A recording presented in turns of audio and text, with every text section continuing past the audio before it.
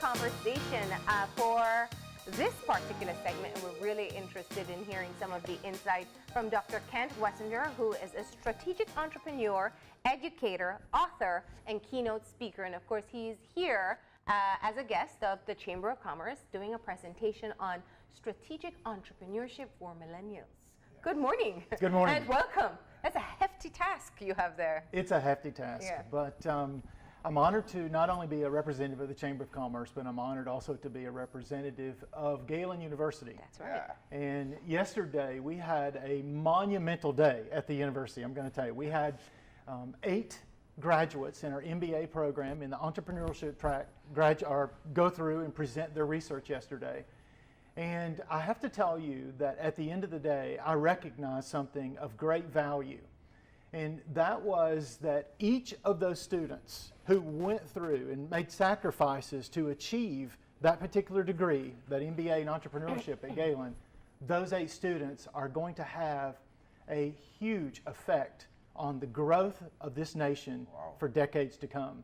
And those students are going to continue to come to Galen in that MBA program, because I think that we all know and recognize the value of entrepreneurship, especially in a nation that is wanting, desiring to grow and to develop in some areas that they long to develop in.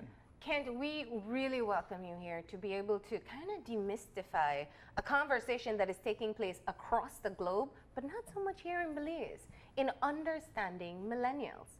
And I want to just find out why this was an area that interested you in the first place, and to start off with a definition as to what era a millennial will come from. First of all, the IMF says that, and also the World Bank, there's a couple different definitions, but they all classify a millennial as someone born between 1982 and the year 2000.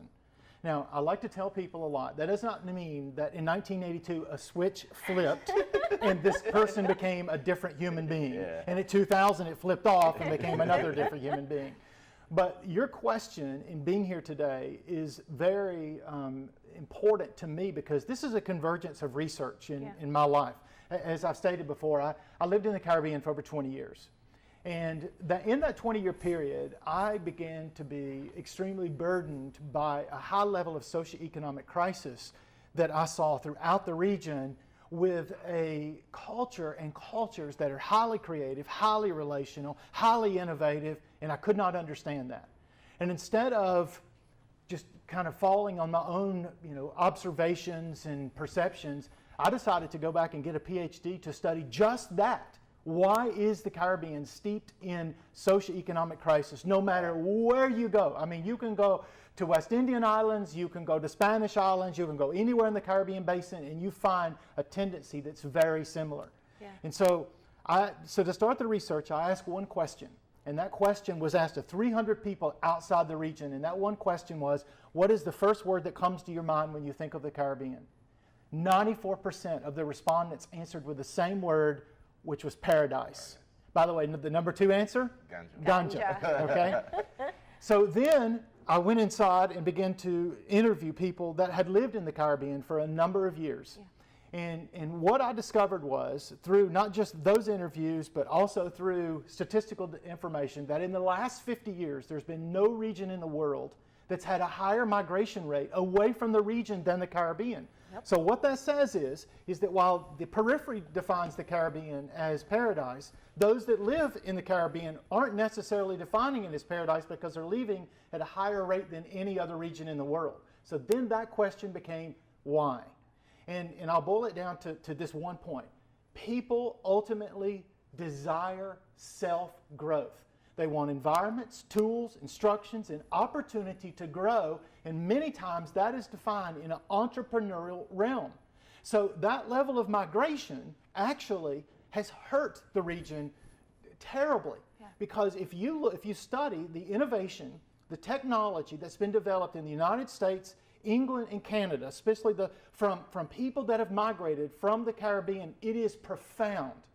However, that innovation, that technology, all of that development, pharmaceuticals, aeronauticals, I can go on and on and on, all of those things are not elevating the nations where these people, where people are from. They're elevating United States, Canada, and England. Okay, so that migration issue became huge. Then all of a sudden, I began to notice, as I began to present the research, I saw a similar tendency within millennials. The Gen X and baby boomers, their retention rate on the job, for example, a baby boomer's retention rate globally, not just United States, Canada, England, globally is 19.2 years. In other words, they stayed on a job an average of 19.2 years. Gen X had an average retention rate of 9.4 years. Wow. Millennials globally today have a retention rate of 16 months. The average millennial stays on the job 16 months. So you have this migration issue that's going on inside of our organizational structures, our corporations, our institutions of education. And this migration with millennials is having a profound impact on these organizations as far as stability, fluidity, all kinds of things. Yeah. And so that was kind of my entry point into where I got with millennials, because companies that have formulated trajectories of growth moving forward, and some of these companies and organizations do this 3-4 years out, they did not factor one key piece into those trajectories, and that was training. So all of a sudden you have 9.2 years on the job or 19.3 years on the job, then all of a sudden you have 16 months on the job, and your training budget has exploded for corporations and organizations all over the world, and to keep that fluidity and momentum moving forward. Wow. Yes. All right, that's going to take some while to sink in, but I want to maximize the time. So what you're, one of the things that I'm hearing from you is that if we are looking at being able to hold on to human capital, that's what it is. You want to make money, you need the people, you need the great resources, you got to train them to get them to that position. Hopefully that is offered. But then if you have an organization being run by Gen Xers and baby boomers who have an expectation of a minimum of a decade that people would invest in whatever employment or profession that they go into, how do you talk to people to change their own perspective, their own personal biases as to what the expectations are of a millennial coming into a job? Is that where we're having the breakdown in being able to see the bigger picture? It is. But there's two words that resonate with those demographics before, because there is a lot of resistance toward a millennial mindset coming into a structure, an organizational structure or corporate structure, because millennials come in and they want some power, they want some authority, and they want a voice. Okay? However, and they're often given a very bad rap. Yes, yes. Well, think about this. I have 26,000 participants in this millennial research project globally, around the world. The first question says, what is the first word that comes to your mind when you think of a millennial? Now, I have over 5,000 non-millennial participants that have answered that question. Do you have any idea what the first word is? Spoiled? Entitled, lazy, and selfish are the top three words. Yeah. Okay, the same question is asked to the millennials. The top three answers are creative, innovative, and smart. Those are two different people. Yeah. So all of a sudden you see this conflict that's already there when you bring a millennial in. However, the two words that resonate with non-millennials is growth and profit. When we talk about growth and profit, those two terms, those two realities are undeniable. So how is it that we grow and that we profit with millennials? Well, the way that we grow and we profit is to recognize a couple key factors. One of them is the largest demographic on the planet today, millennials. So who is our largest customer base today? Millennials. The London School of Economics says this, that by a mile, and I make this point emphatically, millennials have the highest annual purchasing power of any demographic ever recorded, $2.3 trillion today. They say by 2020, it'll be $3 trillion. So when companies, nations, organizations begin to think about growth and profit, if they push away this demographic or they intentionally don't strategize to reach this demographic, what they've basically said is, we're okay with dying. We're okay with our company, our structure, our nation dying if we don't become key and keen in talent acquisition regarding millennials. So it's twofold. It's looking at how you keep millennials within your company, but also strategize to reach millennials as well. Absolutely. But what you haven't answered is my question. How do you make that shift, that generational shift? If I'm a Gen X or a baby boomer running a company, I cannot identify with millennials. Their thought process, their They're not buying homes. If we look at what the research is saying, they're not having children. They're spending less. They're less into luxuries. They're more into just being able to have enough at this point in time. So everything about the way a millennial thinks, purchases, interact is different from what the people who are heading up, the leaders of organizations, are accustomed to. So how do you break that divide? And you're absolutely correct. And I have to tell you that you're answering and you're fulfilling the outcomes of the research by what you just said in a different perspective.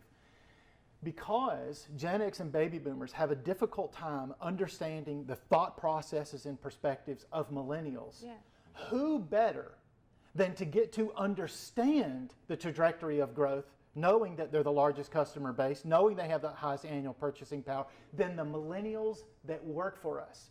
But see, our structures are such today, and they've been this way 30, 40 years, that when you come in an entry-level position, you have no voice.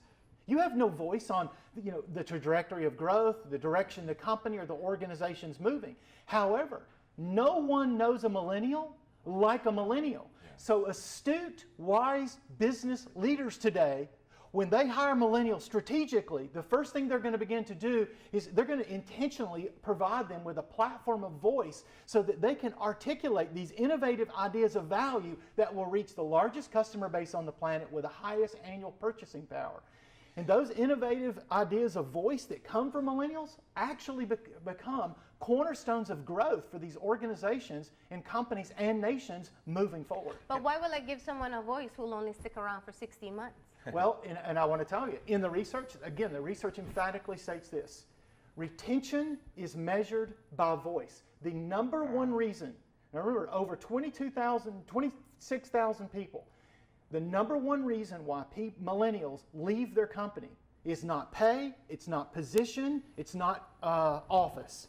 It is not heard. So if we want to retain our millennials, we listen to our millennials. And you see, just that concept alone, you have a lot of baby boomers and Gen X that say they're entitled. They want to come in the door and they want a voice. Yeah. However, growth and profit. Yeah. We're responsible for growth and profit. And if we're focused on growth and profit, sustainable growth and fortifying profit, we're going to listen to those who understand that demographic more than any other people. Doc, I want to bring it back home because sometimes in this country we look past certain terms. And you will agree with me that, and this might sound very stupid, but there are millennials in Belize. And this dynamics is happening in Belize as we speak. That's the first thing. The second thing is the classification of millennial or all Gen X or Gen Zs, which is the new phenomenon, is based on a technology and an economic time frame as well. It is. So it started off from the Industrial Revolution. But I wanted you to break it down a little bit more for us to understand the psychology of millennials. Why do they think the way they think? Yeah. If you could just break it down for us a little. What the research shows us is it establishes some identities. And I think that's really what you're asking. So we have this identity that precedes millennials, and then we have an identity that's associated with millennials. And if we can understand those identities, we understand everything you just said. So I'll break it down in a very short period of time, just like this. Because Gen X, baby boomers, and the generations that preceded them went through a great difficulty, whether it would be depression, whether it be wars, whatever it may be, they built their lives on security. Yeah. So we're going to be secure, no matter what. We're not going to let the government take things from us. We're going to be, or other nations, we're going to be secure. Security came through accumulation. So we're going to accumulate to be secure. All of a sudden, here comes the advent of millennials coming along, and they look at that security, they respect that security, they respect the core values of the demographics before them. However, millennials had a front row seat of not only just security and accumulation, they had a front row seat of the greatest dysfunction this world has ever known, with drug rates, divorce rates. I could go on and on and on, relational breakdowns. I once read an article that said they witnessed the misery of the generation before them and refuse to conform. Right. So what they do is they say, Well, if security and accumulation have to come with all of this dysfunction, no thank you. I'm going to find my own way. Now, but here is the key. Even though we have a technology-driven demographic, remember, they still ultimately want the same thing that the demographics before them want. Growth, profit, progress, all of those things. The trouble is that millennials see a different pathway to growth and progress and profit than the demographics before them, because millennials are determined. My life is not going to be completely identified with 50, 60 hours worth of work. I'm not going to climb this ladder for 40 years and get to the end and have a pot of rainbow, a pot of gold at the end of the rainbow. I'm going to have flexibility, some holistic perspectives, elevate others all through my life. I'm going to enjoy the totality of my life, not the last 10 years of my life. And so that requires a different process to get to that point. So what they're looking at, what they're looking for from entry level has more to do with the total fulfillment from even their own self-determination. Is this job, we hear so much of people talking about whether it's fulfilling, whether it's meeting your passion or your purpose. And it's beautiful to hear. I think just once you're in the workplace, it changes. But I want you have two very unique perspectives that you are able to share. One is your research on millennial, but you've done extensive work in the Caribbean. And I want you to be able to merge the two, because we also have cultural context that's a lot different. Or families tend to be a lot more enmeshed. We hold on to, let's use the classic example. An American child at 18 is seen as an adult, moves out on their own. In Belize, they may stay until they have their children and stay with their parents. And I know it's the same in other parts of the Caribbean as well. So talk to us about the cultural context of who we are as Caribbean people and the struggle in what millennials may feel being in this cultural context. Yes, and it's real. And because I feel honored and privileged to know that I have committed 20 years of my life in education in the Caribbean. It's super important to me. Honestly, it's my greatest level of passion. It's also my greatest and highest burden at the same time. Okay, because of the socioeconomic crisis and the unjust, and I won't get into the whole unjust thing, but there's a lot of unjust things that have taken place, as you know, in the Caribbean. However, when it comes to millennials, we are seeing a higher level of migration with millennials out of the region and out of the territory. Yeah. Okay, what the research shows is this: if I give you the environment, I give you the tools, I give you the instructions to be able to develop innovative ideas of value, and here's where it gets really sensitive. But yet my local government has put the barrier so high to keep me from implementing that innovation, that idea that I know can greatly benefit my culture. I'm going to do one thing. I'm going to go to where I can do it. Into a more fair system. Exactly right. So those barriers from local government actually become inhibitors for millennial innovation, but they also press millennials out of the nation that they love. And I want to make this one point. I've had the opportunity and been blessed to be able to travel the world. And I will tell you that there is no region in the world that is more patriotic and loves their nations more than the people from the Caribbean. Belize. Yeah. Sure. We love our paradise, we just can't live in it. But, and coupled with that, the smaller population sizes, that leads to a lot of nepotism that we see. In Belize, we can use the classic example. How does that, my mind is reeling because we have been talking about brain drain before and the challenges there. And I can think of so many Caribbean leaders outside of this country right now doing cancer research, working for NASA, mathematicians that are heading up departments in top universities. So we know we have the talent, but somehow we just don't have an environment to help it grow. And I can tell you from my generations of people who've graduated from school, the majority have left. And I still hear from nieces and nephews coming out who are just looking for the right opportunity when they go off to school to not come back because they feel that there are no opportunities. It'll be given to particular people as it's always been done. So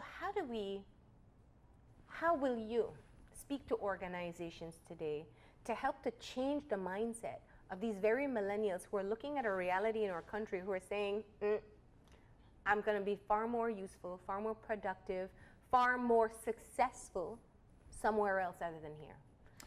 I think there's two perspectives. One is that small fish in a big pond hardly ever get noticed.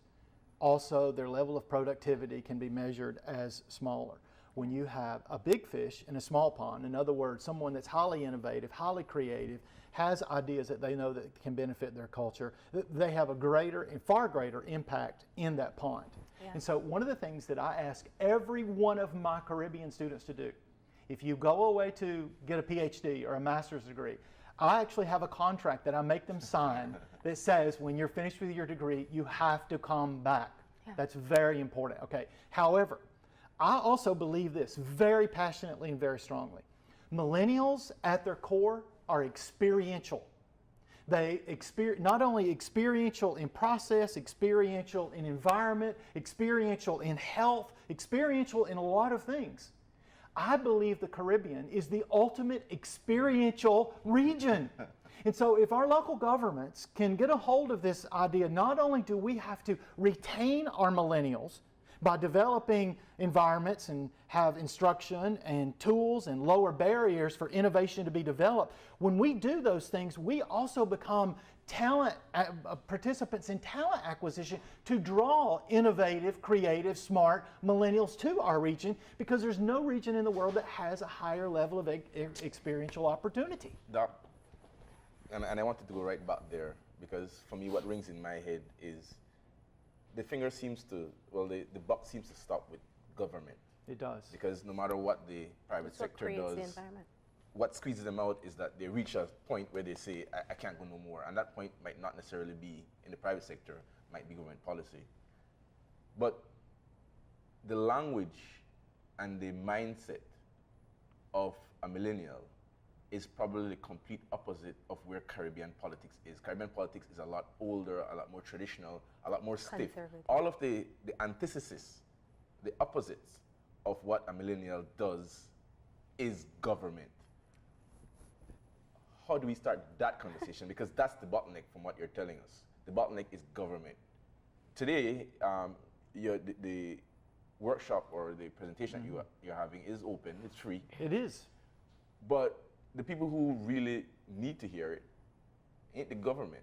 They won't be there. It's not like we're doing this to the government departments. How do we, as the people who are coming to this very important, I mean, I'm excited about it, talk, a seminar that you're giving, how do we reach government to tell them, listen, you're talking the wrong language, you're chasing after people we really need to. Because in the old, what we look at it as is exactly what Marlene was saying. For us, it's brain drain. We just look at it as a phenomenon that's just happening. Yeah. A hurricane came, they took away some of our people, and they're just going to try and meet their people. We don't look at it as something that's wrong. That we're doing something that wrong. we're doing something wrong There's here. just more right outside. There's just more right outside. How do we cross that bridge to get to the people who need to hear it? I know from living in the region so long that sometimes government has been defined almost as antichrist. I mean, it's, people do not speak of government highly. Yeah. But I have to tell you that I've had the blessing and the fortune to be able to meet a lot of government officials around the Caribbean. Yeah. I can tell you, when you strip all of that away, they're actually people who do really care. I mean, they do care about their countries and in the region. However, there's just a lack of understanding of what it takes to grow. But when we begin to talk about growth and profit get people elected, not the chicken dinner at the parking lot at the supermarket. When people understand the country's growing, businesses are profiting, that's what keeps people in power. Yeah. Not this old system, that's just is structured in a way to keep people in power. Growth and profit keep people empowered. And when the government recognizes that, when government leaders recognize that, they recognize the value and the resources and the priorities that need to be sown into innovation and in entrepreneurial opportunities. But let me say, Unless government intentionally does that, it will not happen. They will continue to see socioeconomic crisis, experience difficulty in their nations until they develop those environments, those entrepreneurial environments for innovation, ideas of value to happen. Millennials have the opportunity. Look, I'll have to tell you, my latest book called Bridges Over Ladders, because millennials reject ladders, embrace bridges. My latest book, I go to a very strong point to make this. I believe that millennials will be, and this is very controversial, the greatest generation in corporate history. Wow. And I believe the research shows that. So all of a sudden, government leaders are faced with this. Do we want the greatest generation, the biggest population that has the highest annual purchasing power ever recorded to be residents and growing and innovating and creative in our nation? Or do we want to push them away? And if they want to push them away, what's going to happen to us? What's going to happen? Well, if we can't get them to come to your conference, they can at least watch your TED Talk on Yes, why which is people leave the excellent. people leave paradise. And I think how you delve into the history is one that was just, it was so profound in looking at some of the things that we still see in our societies today. Yes. But it seems that the door is opening to looking at millennials in the Caribbean, because you're here for this conversation with essentially anyone who wants to attend, but primarily for business leaders. What do you hope that they'll walk away with? Well, what is the one thing that you hope they'll understand and maybe even implement when they go back to whatever organization they're representing tomorrow? Many people make hardcore financial decisions of growth based on perception and experiences. Many of our corporate and organizational leaders today are parents of millennials. So they are seeing how their own children are acting, and they're making significant decisions about growth and politics.